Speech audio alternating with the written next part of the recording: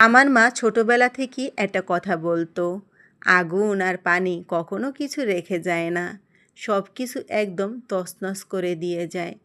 আজ যে ধনী কাল সে গরিবও হয়ে যেতে পারে, আজ যে গরিব কাল সে ধনীও হয়ে যেতে পারে। সবই আল্লাহ তাআলার ইচ্ছে। সারা জীবন কত কষ্ট করে কত পরিশ্রম করে এই অর্জনগুলো করছে, তাই না? এক মুহূর্তে সব কিছু একদম ধূলিসাৎ হয়ে গেল। আল্লাহ তাআলা কি পারে বলেন তো? আসসালামু আলাইকুম, আপনারা সবাই কেমন আছেন?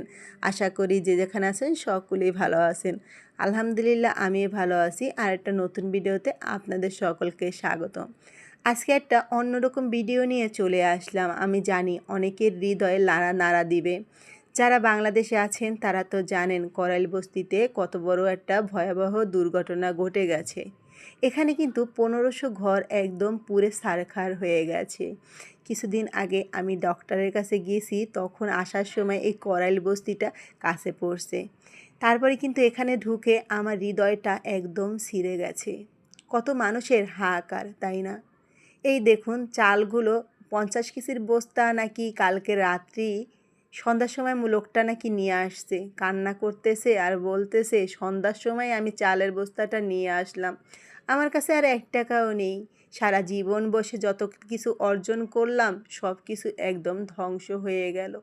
একটা ধ্বংস স্তূপে পরিণত হয়েছে। মানুষের হাজারি দেখে নিজের চোখে থেকে একদম পানি চলে আসে।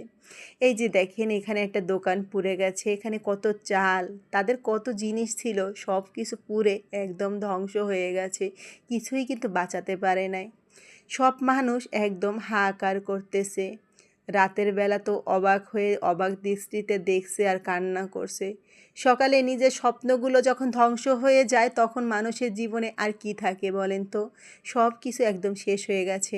আর এই ভাইয়ের কথা তো আর বলতেই হবে না। এই ভাই এগুলো বাঁচানোর জন্য এখানে একটা কুয়া ছিল, সেই কুয়ার ভিতরে কিছু রাখছে যে সব কিছু পুড়ে যাক, কিন্তু কিছু তো জিনিস প্রয়োজন যাতে রান্না করে খাবে, তার জন্য কিন্তু এই কুয়ার ভিতরে সব কিছু ঢুকিয়ে রাখছে। দেখে তো আমি একদম অবাক হয়ে গেছি। দেখতেছি আর আমার চোখ দিয়ে একদম কান্না চলে আসছে। তাহলে তারা কিভাবে সামলাইছে বলেন তো?